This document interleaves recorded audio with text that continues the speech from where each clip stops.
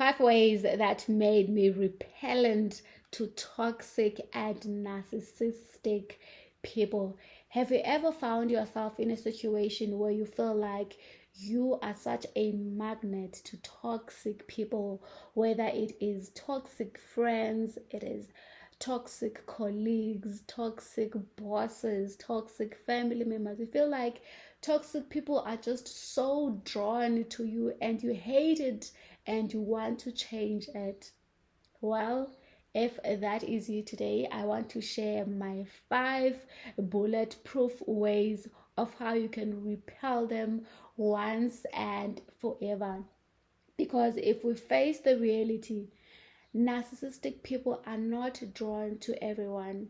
They are drawn to people who have some certain qualities, and those qualities are not bad at all. Like if you're someone who wants to always be the nice girl, you might be a magnet to narcissists. If you're someone who loves being kind, if you are an empath, if you are someone who loves to love deep, someone who loves to fix people, someone who loves to help, then you might find yourself being a big magnet for toxic and narcissistic people. And today I want to share 5 ways that will help you to get out of that trap once and for all. Right? So let's start with number 1.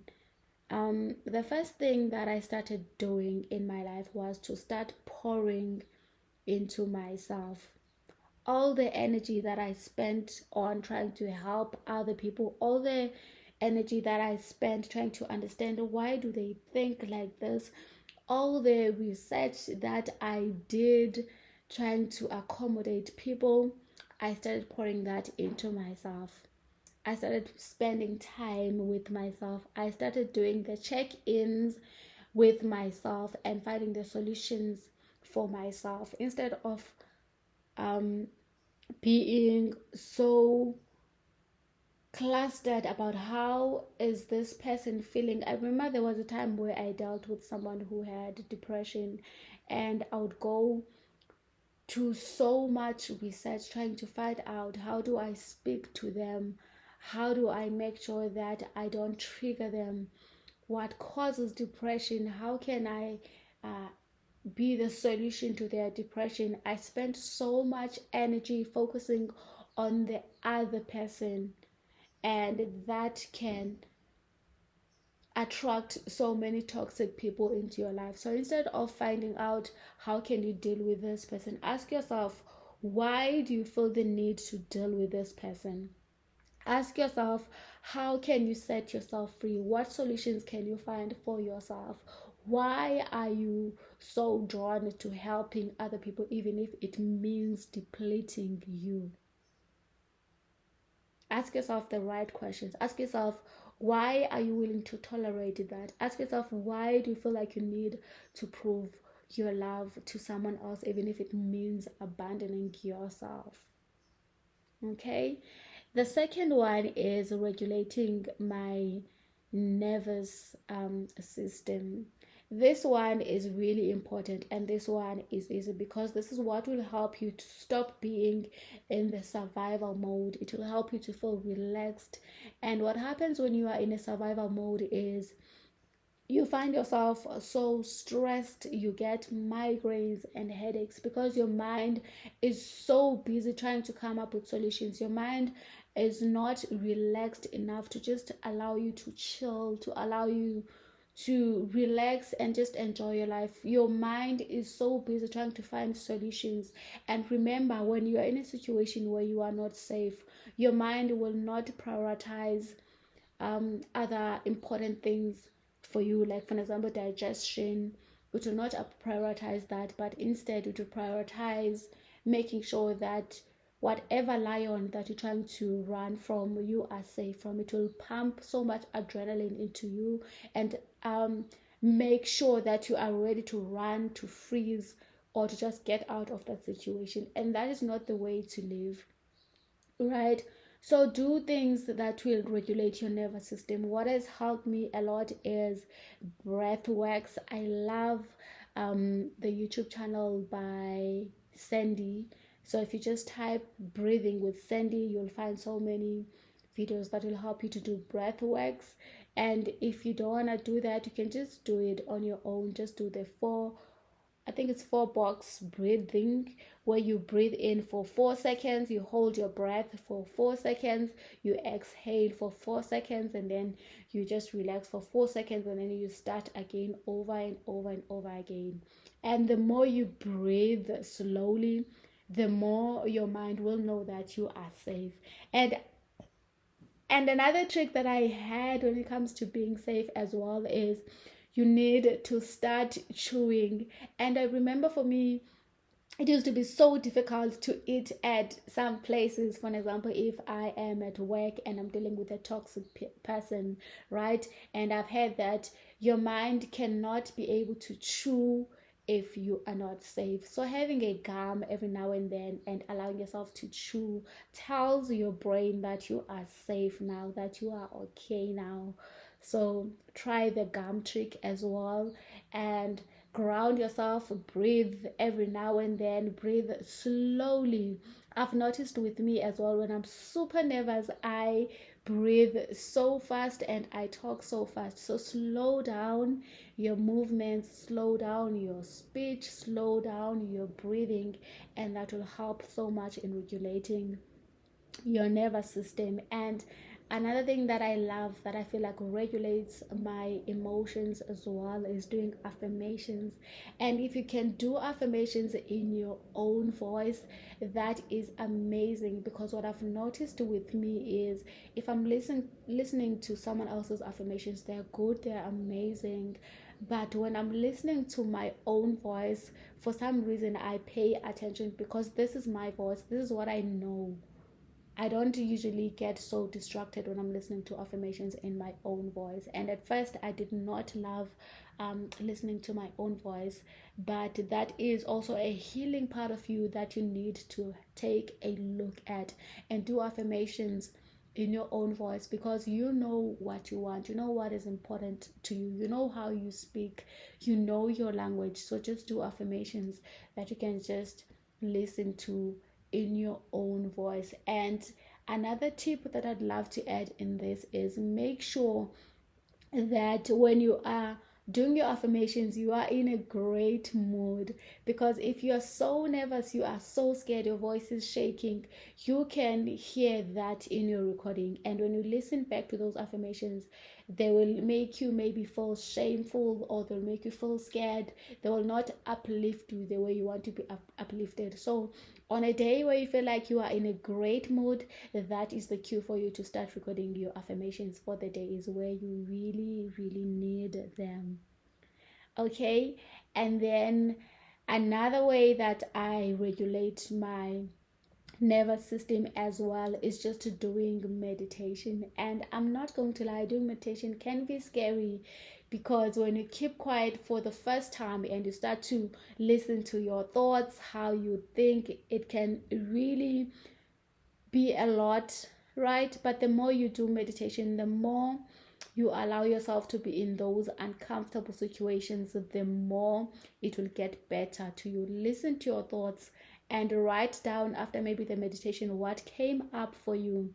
You'll start to see your thought patterns, you'll start to see how you think, you'll start to see the limiting beliefs that you have, and then you can start questioning those and asking yourself, where is this coming from? Who told me this? How true is this? And can I change this? Because what I didn't know for so long is that the beliefs are just thoughts that we keep thinking over and over and over again. So understanding that will help you to know that if a belief is not working for you, there is no need for you to hold on to it. It does not matter how old you are. It does not matter how long you've held on to it. If it does not serve you, you need to let it go and allow yourself to reprogram your mind to have new beliefs. And this is not going to be easy. And that is where you need to be patient and kind towards yourself. Okay? Now let's go to point number 3. What I started doing as well was just to study, to read a lot of books. I think I've read over 500 books about toxic people, about narcissists, and that was really good in the first stages of my healing, because I needed to understand why things happened the way they were doing. I needed to understand, what do you mean when you say someone is gaslighting you? I needed to understand, why did I attract these people in the first place? I needed to understand, what can I change in myself? Because what happens when you are in a toxic situation with someone is they make you feel like a bad person. So it's very important that you allow yourself to listen to other people who have been in the same situation as you, so that you know that you are not crazy, so that you know that you are not the only person who's going through this, so that you know that it is okay, that it is going to be okay, that you will get out of this. And when you get out of this, you will not just survive, you will thrive. So allow yourself those moments where you read as much as you can.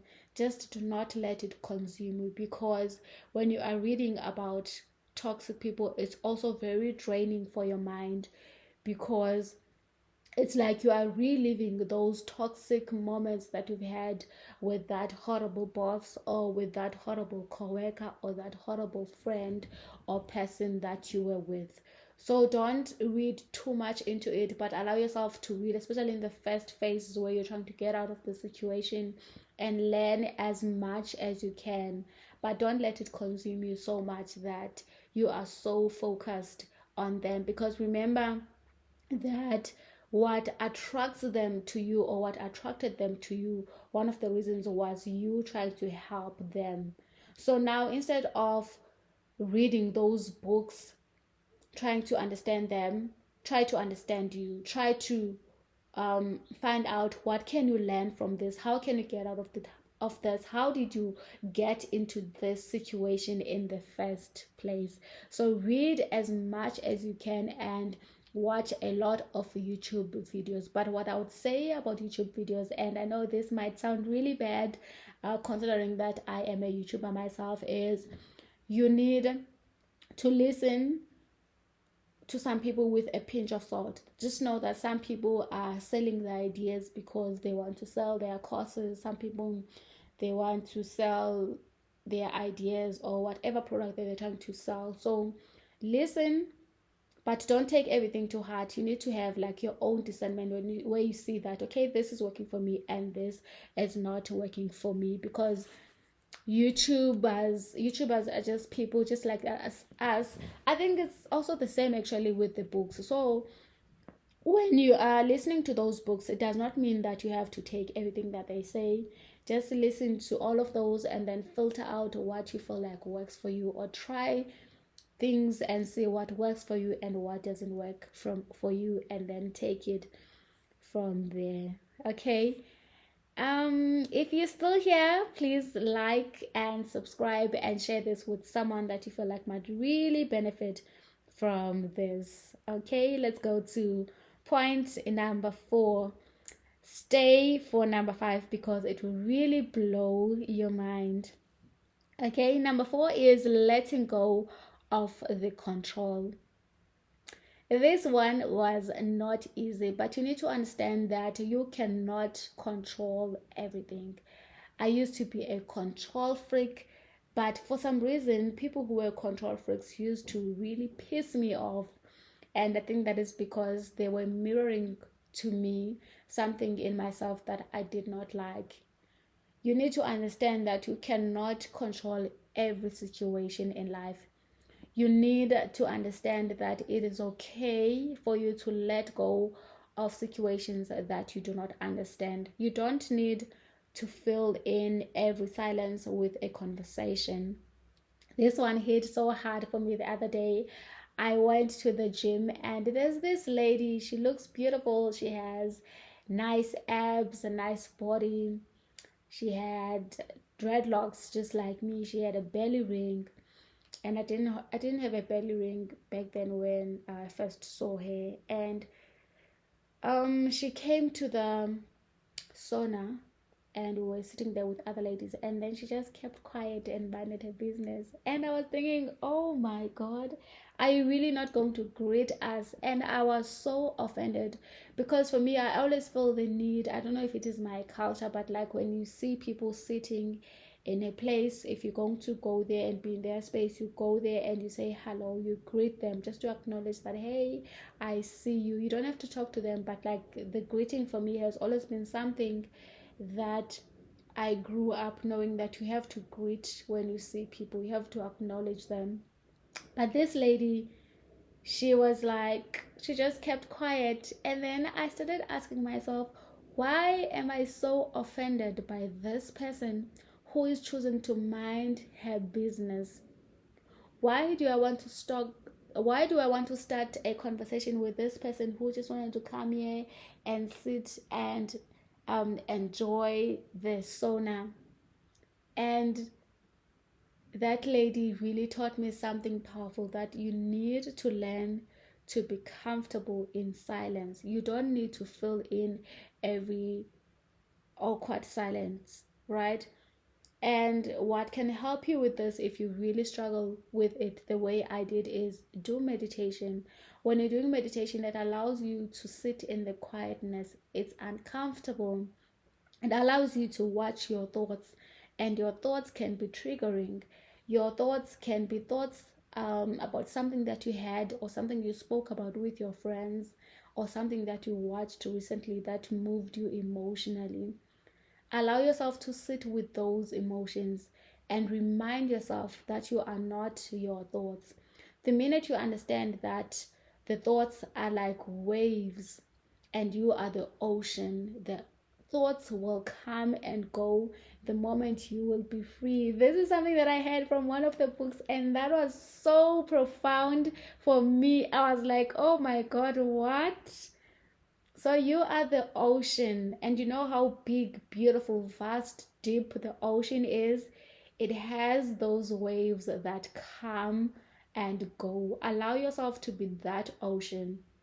When people want to live your life, tell yourself that these people are meant to live if they want to.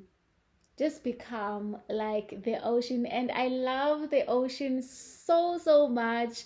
And what I love also about the ocean is that the ocean is just there. It is still, it is crashing back and forth. The rivers, they go and pour back to the ocean. The ocean does not go and fetch water from the rivers. The ocean does not go and fetch water from the waterfalls. They do whatever that they're doing, and then they come back to the ocean. The ocean is calm, it's beautiful, it's deep, it's just profound. So just remember that you are not your thoughts.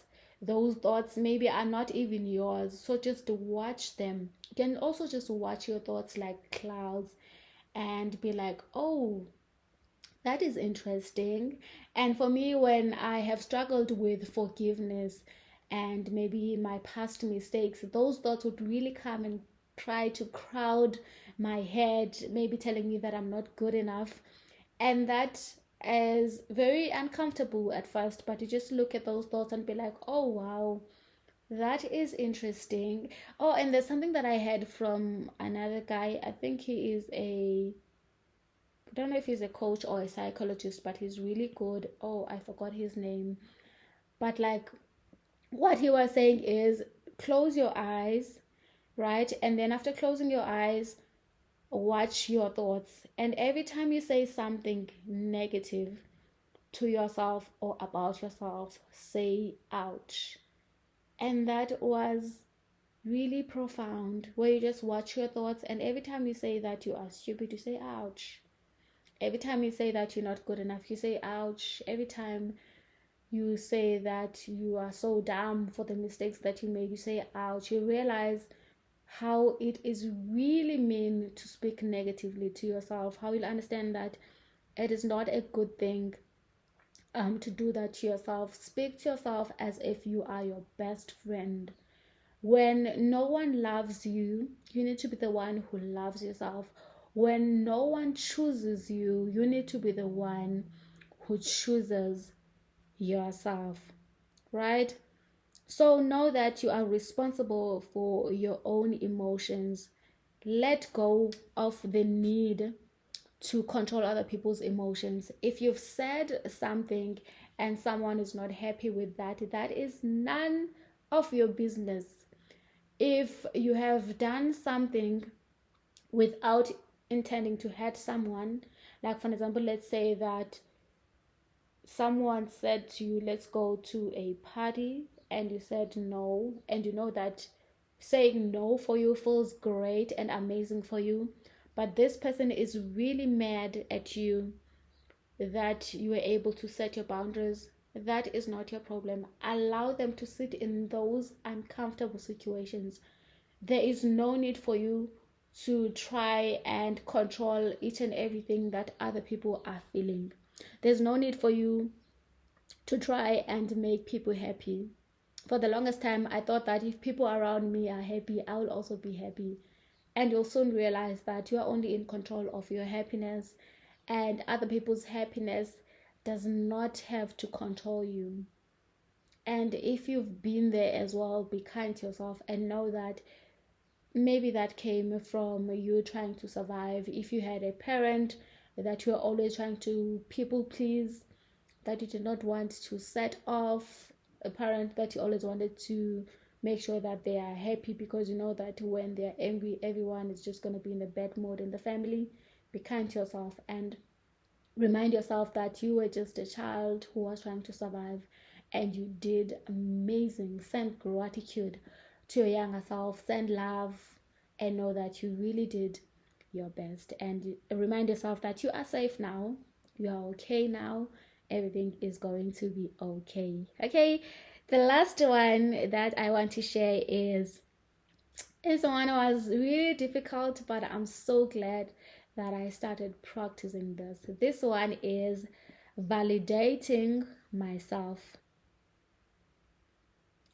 loving myself, seeing myself. So many times we want other people to see us, want other people to love us, to choose us. But how about you start asking yourself the right questions? When they do not choose me, am I going to choose me? When they do not respect me, am I going to respect myself? When they do not love me, am I going to love myself? There's one story that I had, I think it was from Travis Green, where he was saying that when someone, let's say you go to the grocery store, right, and someone, the cashier, is rude at you, instead of you giving them the peace of your mind, you need to understand that that person is going through a lot. So what you can do is to give them what you wish they would have given to you. So if you wish like that this person was kind to you, you become kind to them, and they will look at you and be so shocked as to, oh my god, I was so rude to you, but you are kind to me, why? Like they will start questioning themselves so much. Instead of giving people the peace of your mind when they're rude to you, ignore them or give them what you wish they would have given to you. If it was kindness, give them that kindness. And I think that is what Jesus did, even though I feel like sometimes I have so many questions for him. But like when someone is betraying you and you choose to love them, when someone is being mean to you, you choose to walk away and not fight back. That will just disarm them, and they will just see how dumb and stupid they are for mistreating you. So yes, this is my last point. Love yourself, choose yourself, be mindful of how you speak to yourself. Instead of saying, why did they not choose me? Ask yourself, am I going to choose myself now? Instead of asking, what is wrong with me? Why don't they love me? Why are they so mean to me? Ask yourself, in this moment, am I going to be compassionate towards myself? Am I going to choose myself? Am I going to speak to myself kindly, or am I going to insult myself the way they do? am I going to show up for myself the way I wish they had showed up for me?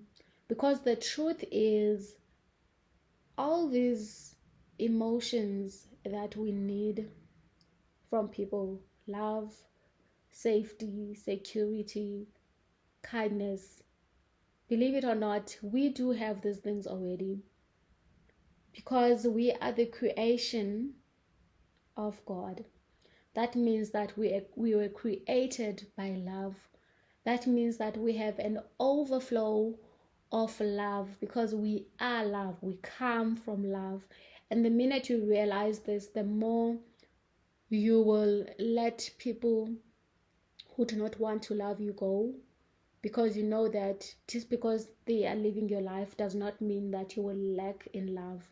Just because they are not giving you the security does not mean that you lack security, because you are a child of God. So the more you are aware of that, the more you realize how much love and light you are, the more you'll just repel the toxic people, because now you will be grounded in who you are. You will know that whether this person validates me or not, I am still whole. I am still full. I am still beautiful. And when they're trying to define you, telling you that you are not good enough, you will know that that is not your truth. And you will know that when your truth is not served in a table, you are going to walk away with your held up high, because you deserve so much more than crumbs. You deserve so much more than being in a toxic situation that is draining you, that is breaking you bits by bits. Okay, this was my last one. I hope this helps. Let me know in the comment section below if any of these points spoke to you. And have a day as beautiful as you are. I love you so much. Thank you for your time and your energy. I have not done a video for so long, and I thought let me just come back and just share 5 ways that made me repellent to toxic people. And now I'm not saying that this journey is easy. There are times where I still feel like I need validation from other people, whether it is by posting something to get a reaction from people on WhatsApp. But I think what I love now is that I am more aware, and awareness is the first step of healing. Now I'm able to question myself and ask myself, why do I need this validation from these people? Why can't I give this to myself? Right? When someone is being mean or they are mistreating me, I ask myself, why do I care about what they think of me when I know that I am all that? Why do I care if they don't love me when I know that I am created by love, pure love? I am love, I am light, and I am so much more than they think. All right. I hope this helps. Have a beautiful day until next time. Okay, now I love you so much. Goodbye.